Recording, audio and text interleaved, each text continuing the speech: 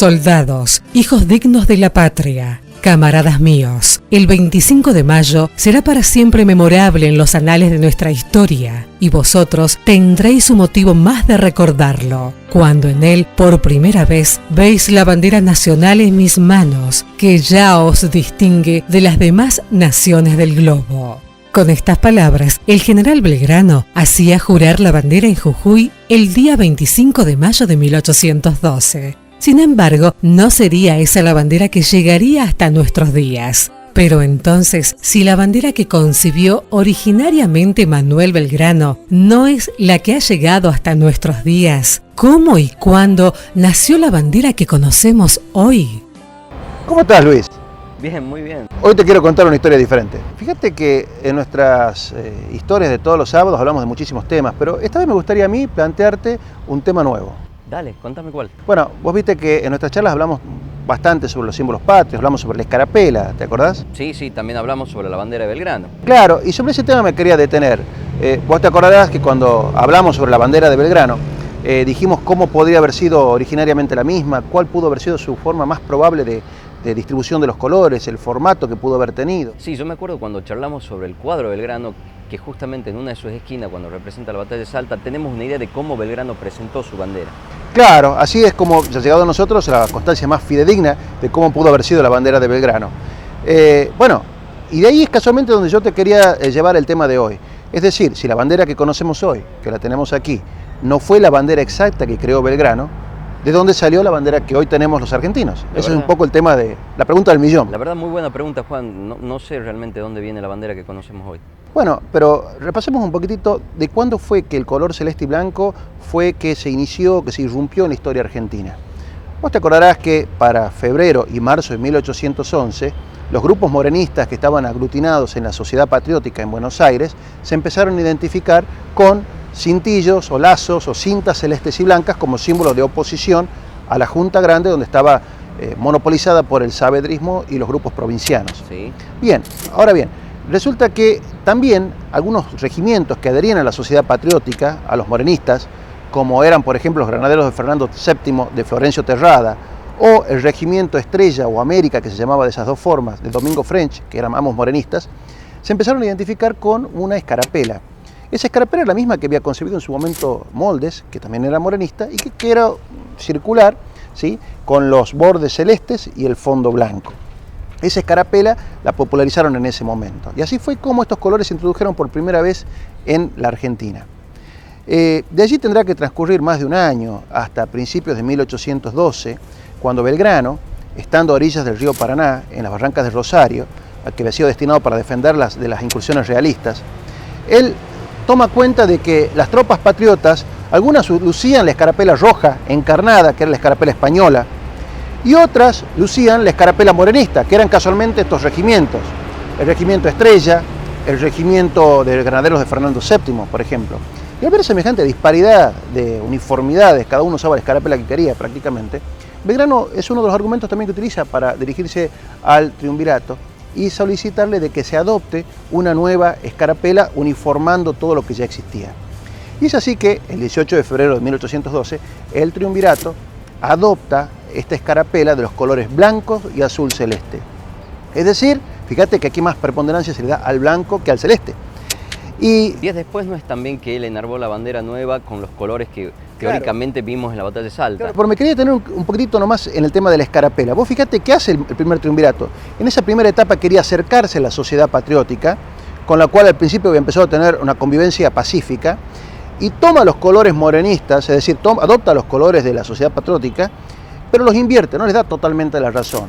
Es decir, que toma la escarapela de moldes e invierte los colores, tal es así que la primera escarapela oficial argentina era también redonda, pero de bordes blancos y de fondo celeste. Es decir, el blanco adquiere una preponderancia mayor que la que tenía originariamente el celeste en la escarapela morenista. Y tal cual que es la bandera de Belgrano, con el color blanco por arriba del azul celeste. Es así llegamos al retrato de Belgrano famoso, del cual hemos referido en alguna oportunidad, pintado en Londres, donde nos muestra la bandera suya, que está formada por dos franjas horizontales, blanca la superior, celeste la inferior.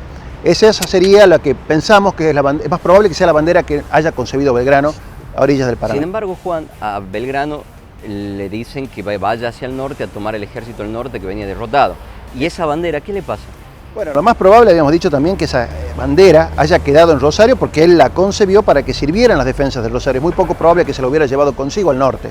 Por lo tanto, cuando él arriba el ejército del norte, puntualmente a Jujuy, y hace pasear una bandera y enarbola una bandera y la hace jurar y la hace bendecir, es muy probable que la bandera que se haya adoptado haya sido una totalmente, digamos, del mismo formato, pero una nueva bandera que la pudo haber hecho pasear por Jujuy. Si mal no recuerdo, el triunvirato también le había prohibido en las barrancas Rosario que enarbole bandera, pero solo que no había recibido la misiva ya que estaba yendo a Jujuy. Es por eso que el 25 de mayo de 1812, en conmemoración al segundo año de la Revolución, él saca la bandera nueva y la hace bendecir. Es así, es así. Y fíjate que nuevamente el triunvirato los reprende a raíz de esta desobediencia, que en realidad no fue tal, por cuestiones de política exterior. Es decir, en este momento el triunvirato, ¿qué es lo que buscaba?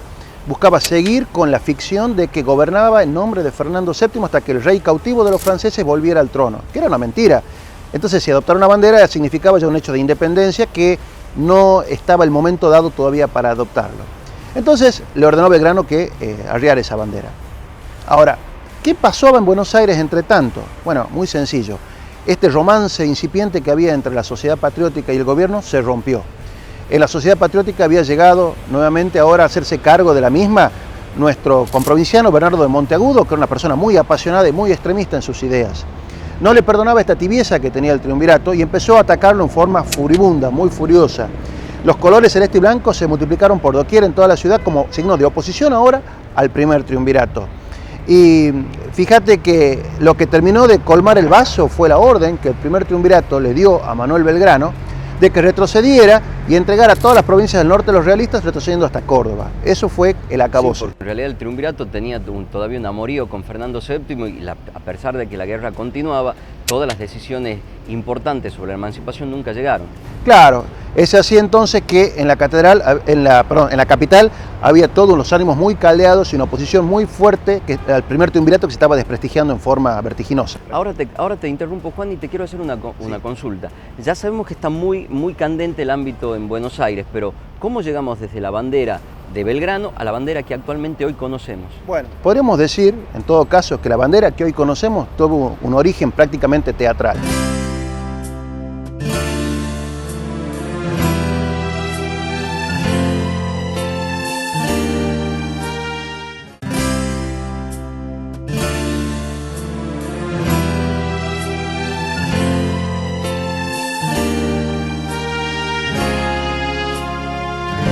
Juan, veníamos hablando de la bandera y me habías comentado que el formato, como con la conocemos actual, tuvo un aparecer teatral.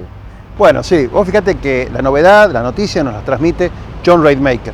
John Rademacher era un oficial británico que se desempeñaba en esa época como embajador del Portugal en las Provincias Unidas. Fue el primer embajador que tuvimos en el Río de la Plata y había llegado del Río de Janeiro y en los días de mayo de 1812.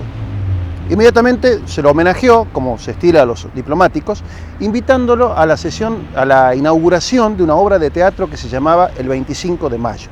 El 25 de Mayo era un melodrama, el primer melodrama argentino patrio, donde se cantaban marchas patrióticas en aquel momento, y iba a ser estrenado el 24 de mayo de 1812 en el único teatro que tenía la ciudad de Buenos Aires, que era el Coliseo Provisional, ubicado en la intersección de las calles Reconquista y Juan Domingo Perón, en la ciudad. Nos cuenta las crónicas que han llegado hasta nosotros de que el autor de la letra de esta obra, de este melodrama, era Luis Ambrosio Morante. Juan, me venías contando de la obra de teatro, pero ¿quién es Luis Morante?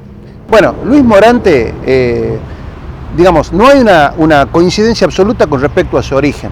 Lo más fiable quizás es que haya sido montevideano, es decir, oriental, uruguayo, que sobre eso sus amigos íntimos decían que era uruguayo. Otros dicen que era peruano y liberal, como una cuestión despectiva. Y hay quienes también sostienen que en realidad era hijo de una esclava negra y de un padre español, pero había nacido en Buenos Aires. Lo cierto es que le llamaban el mulato morante o el negro morante. Pese a su condición social, se las había arreglado para aprender a leer y escribir, cosa que era muy raro en la gente, en los mulatos o en los negros. Y además le había tomado mucho gusto a las tablas, es decir, al teatro. Había sido el primer autor patrio que tenemos de las primeras obras en todo el Río de la Plata. Es más, fundó hasta una compañía teatral propia y durante todo lo que fue principios del siglo XIX estrenaba obras tanto en Buenos Aires, en Montevideo y hasta llegó a trasladarse a Chile con bastante éxito. Pero he aquí que Morante no solamente era autor, sino que también era un excelente intérprete.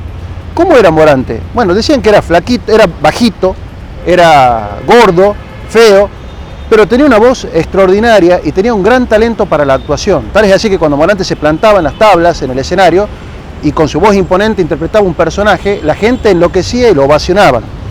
Bueno, volviendo al tema que me preguntabas, es decir, Rademacher nos cuenta que en un momento determinado de esta obra, el 25 de mayo, que se interpretó nuevamente por vez primera el 24 de mayo de 1812 en el Coliseo Provisional, casi terminando el último acto, hace su aparición en el escenario el espíritu de la independencia americana, que era un personaje de esta obra del 25 de mayo. Muchos creen que ese espíritu de la independencia americana estaba interpretado por el propio Luis Ambrosio Morante, que apareció en el escenario llevando en sus manos una bandera que dice John Rademacher, era la nueva bandera nacional que es celeste y blanca, azul, celeste y blanca, perdón.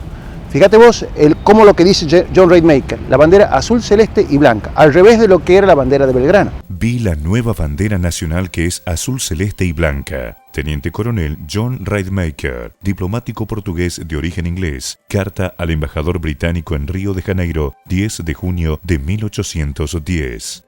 Sí, donde el color importante de Belgrano era exacto.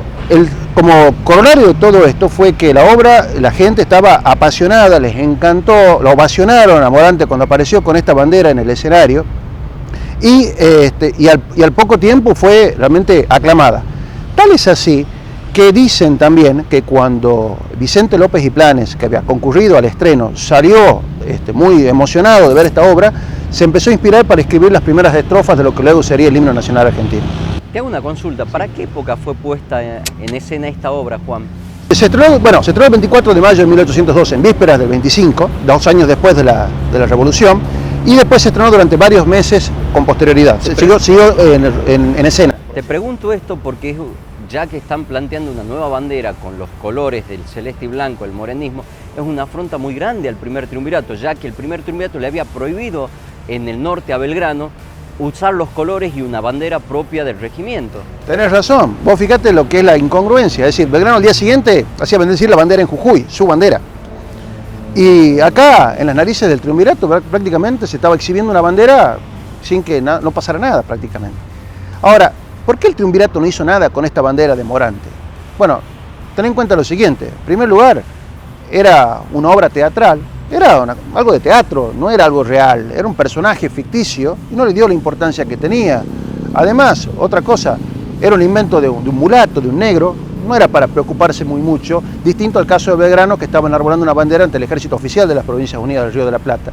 Y otro tema también, ten en cuenta que Morante simpatizaba con el morenismo porque tenía ideas extremistas en cuanto a dónde llevar la revolución. Entonces tampoco quería el triunvirato en ese momento, que tenía muchas dificultades internas, azuzar el enfrentamiento con la oposición, con la sociedad patriótica, con el morenismo, para darles un emblema que justo lo quería dejar de lado. Por eso quizás hayan pensado que lo más apropiado hubiera sido no darle trascendencia, se van a olvidar esta bandera, que quede ahí, es una obra de teatro y listo. Entonces, a ver, déjame si entendí bien. Por un lado sí lo sancionan a Belgrano, ¿por qué? Porque está enarbolando una bandera justamente en un ejército que dependía del triunvirato, y por otro lado no querían darle énfasis a los colores o entidad a los colores del morenismo, que era algo que lo querían tener marginado. Exacto, exacto. Te interrumpo y aprovecho para hacerte una pregunta, Juan. Está claro, me queda bastante claro de dónde derivan los colores de la bandera, pero el formato...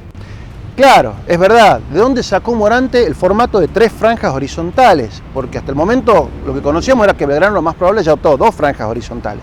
¿De dónde? ¿Por qué 3 franjas? ¿Y por qué en esa distribución celeste, blanco y celeste?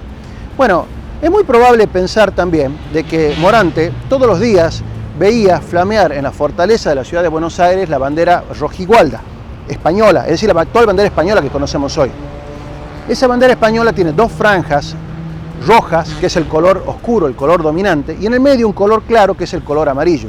Muy probablemente, quizás siguiendo lo que él conocía en ese momento, adoptó los colores celeste y blanco, colocando los colores oscuros, fuertes, en los extremos, y el color débil, que es el blanco, en el centro. Semejanza de la bandera rojigualda española. Ahora bien, Juan, justamente me surge una duda acá. La rojigualda española no es que tiene una proporción distinta. La franja del color débil, la del medio, es 2 veces la proporción de las bandas fuertes en los extremos. Claro, tenés razón, el amarillo es mucho más ancho que lo que son las barras. Y la nuestra es proporcional. Es verdad lo que vos decís, es la bandera oficial española, originalmente creada por Carlos III, tenía que tener esas proporciones. Ahora, eso siempre no se cumplía. Vale decir, por ejemplo, en el Museo Histórico Nacional existe una bandera rojigualda española que flameó en el fuerte de la ciudad de Buenos Aires hasta 1813, donde, fíjate vos qué curiosidad, las 3 franjas horizontales son del mismo tamaño. Es la bandera española, pero sin cumplir con esa proporción reglamentaria que tenía que tener. Entonces también podemos pensar que es muy probable que Morante haya visto esa bandera, no haya sabido quizás las proporciones que tendría que tener, y en función de esa bandera fue que concibió la nuestra, que es la que conocemos hoy. Ahora me interesa que me cuentes cómo llega esa bandera hasta nuestros días.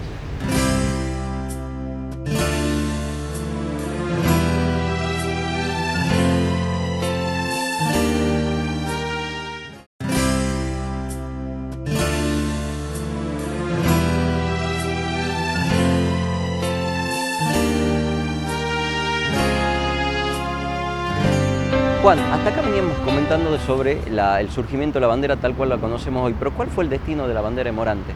Bueno, después de su aparición teatral, allá por el 24 de mayo de 1812, esta bandera volvió, aparentemente se popularizó bastante en Buenos Aires. Tal es así que el 23 de agosto de 1812 hay un segundo registro de su aparición en la ciudad. Fíjate que acababa de fracasar la conspiración de Martín de Álzaga contra el primer triunvirato, lo que motivó todo un surgimiento de fervor patriótico en las calles. Y ese mismo día, manos anónimas izaron en el campanario de la torre de la iglesia de San Nicolás una enseña celeste y blanca. La iglesia de San Nicolás quedaba ubicada en la intersección de las calles Carlos Pellegrini, actuales de la ciudad de Buenos Aires, y la avenida Corrientes. Tiempo después, en la década del 30, cuando se demolió la iglesia de San Nicolás para erigir allí el obelisco de la ciudad de Buenos Aires y la avenida 9 de Julio, ese monumento, que es el obelisco de la ciudad de Buenos Aires, tiene en una de sus caras una leyenda alusiva a este tema. Dice que en ese mismo lugar, en la torre de San Nicolás, el 23 de agosto de 1812, se enarboló por primera vez en la ciudad de Buenos Aires la bandera celeste.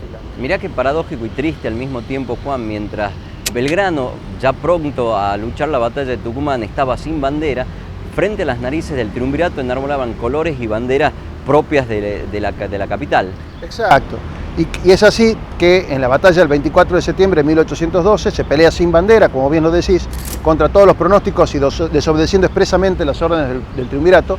Belgrano triunfa sobre el ejército realista, y cuando esta noticia de la victoria de Belgrano llega a Buenos Aires, el clima era catastrófico para el primer triunvirato, todo el desprestigio que venía teniendo fue mayúsculo, y de inmediato se empezó a gestar todo un movimiento a los fines de terminar con este gobierno. Tal es así, la sociedad patriótica intensificó muchísimo sus críticas con Bernardo de Monteagudo y se ligaron junto a una logia de recién llegados, de las cuales muy poco se sabía.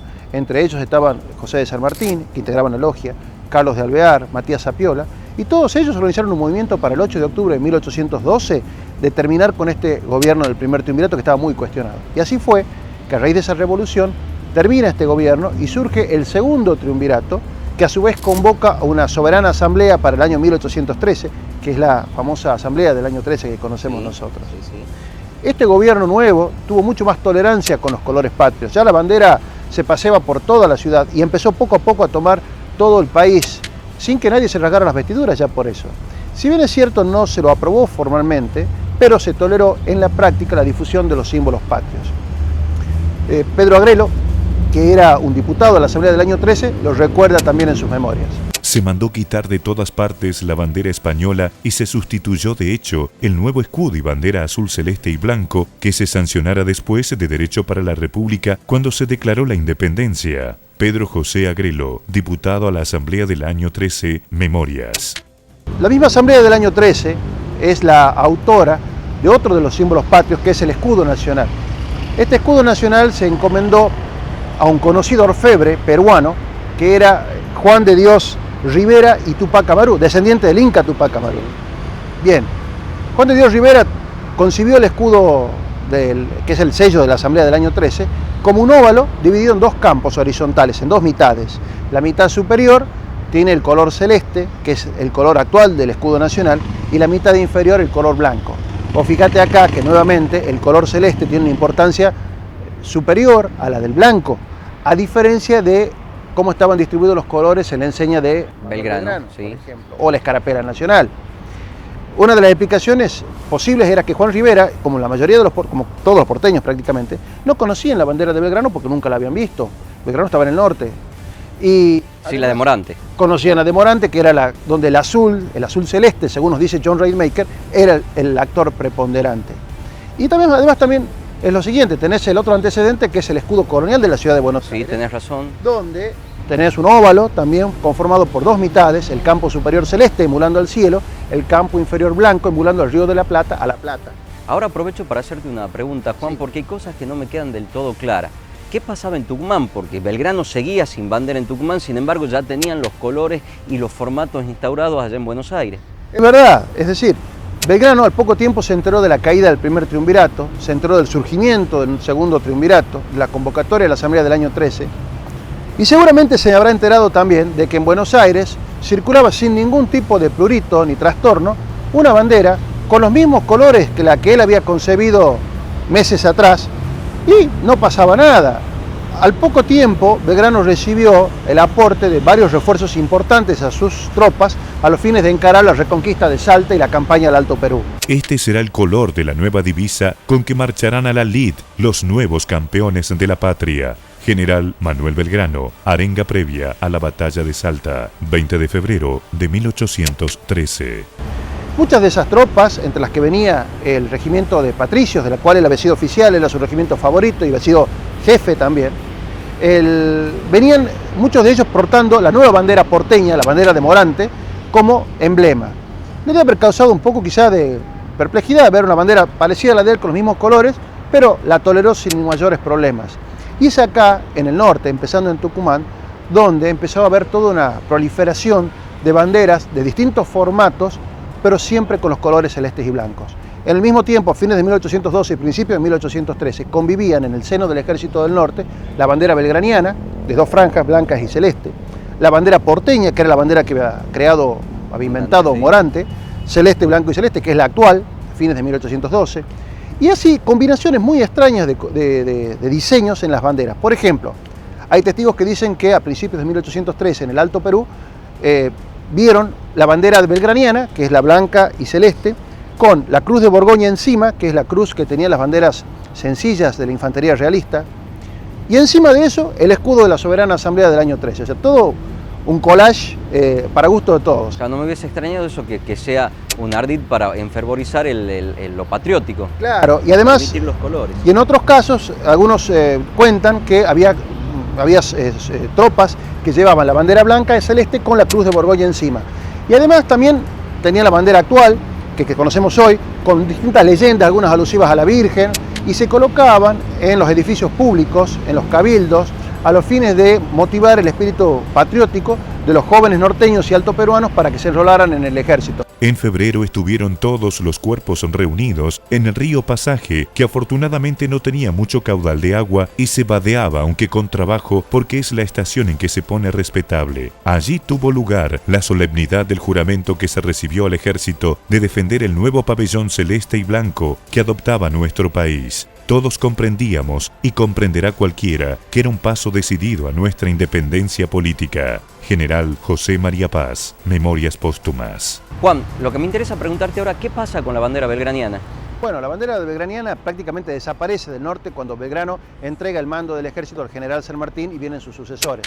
En un primer momento, la enseña porteña, que es la que tuvo mejor prensa, mejor publicidad que la de Belgrano, poco a poco fue condenando a la bandera belgraniana, primero al ostracismo, segundo a la desaparición y por último al olvido de la mayoría de los argentinos. ¿Y cuándo se hace por primera vez visible la bandera que tal conocemos? Bueno, fíjate que la primera referencia escrita en la historia a la bandera tal cual la conocemos hoy viene dada por un enemigo. Gaspar de Vigodet era el gobernador realista de Montevideo y en octubre de 1813, cuando le escribe al gobierno de España, cuenta que los rebeldes de Buenos Aires han izado esta bandera en el fuego. Nos enteramos que los rebeldes de Buenos Aires han enarbolado un pabellón con 2 listas, azul celeste a las orillas y una blanca en medio. Carta de Gaspar de Vigodet, gobernador realista de Montevideo, al gobierno español, 16 de octubre de 1813. Quiero hacerte una última pregunta, Juan. ¿Cuándo se le oficializa la bandera que hoy portamos?